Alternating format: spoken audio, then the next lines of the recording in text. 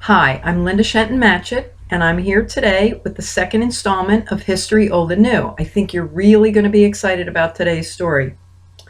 Because of my fascination with the World War II era and the need to research my books, I'm constantly on the lookout for first-person or biographical accounts about people who were involved in or impacted by the war.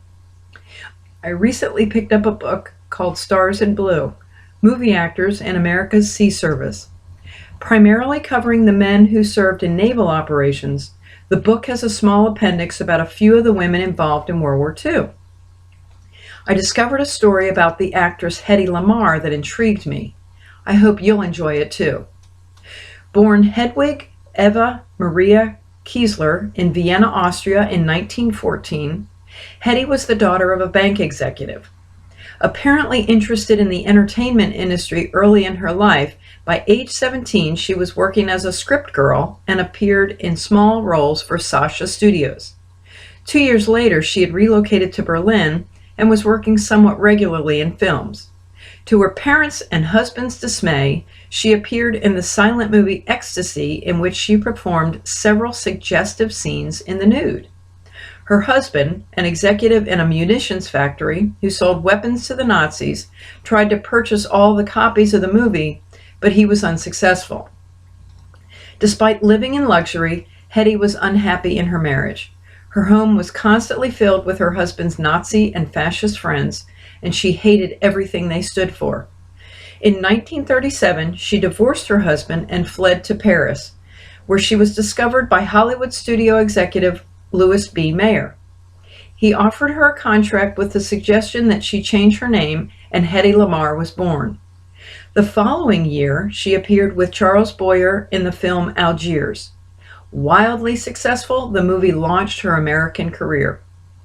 She starred in numerous notable films during the 1930s and 1940s, such as Lady of the Tropics with Robert Taylor, Boomtown with Clark Gable and Spencer Tracy, and Samson and Delilah with Victor Mature.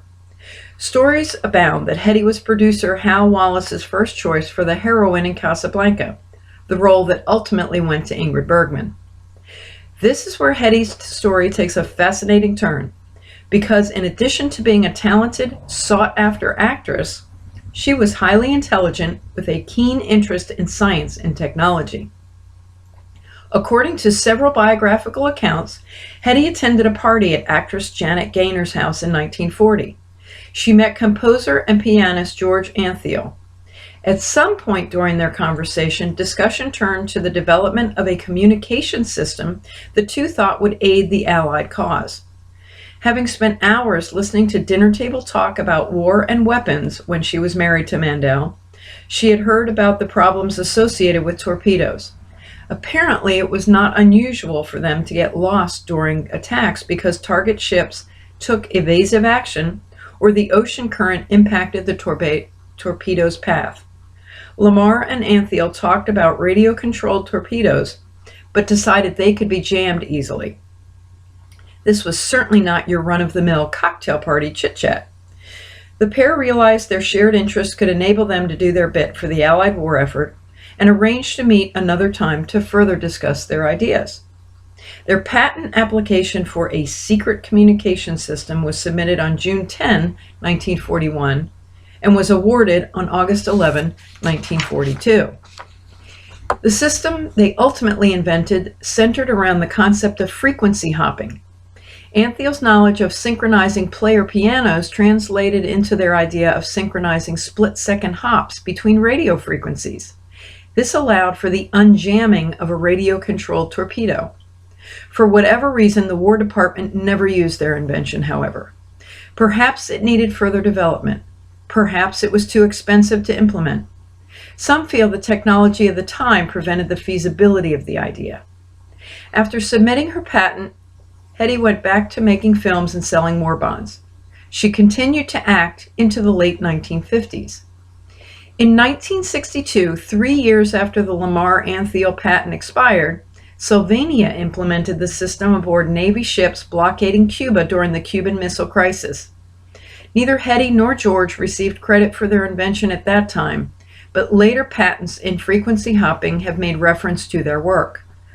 Their design continues to be an important part of spread spectrum communications such as GPS, Wi-Fi, and Bluetooth technology used by the military and cell phone industry today. At some point, Lamarr also invented an improved traffic stoplight and a tablet that dissolved in water to create a carbonated drink. Hedy became a U.S. citizen in 1953, but unfortunately her personal life did not seem to be a happy one.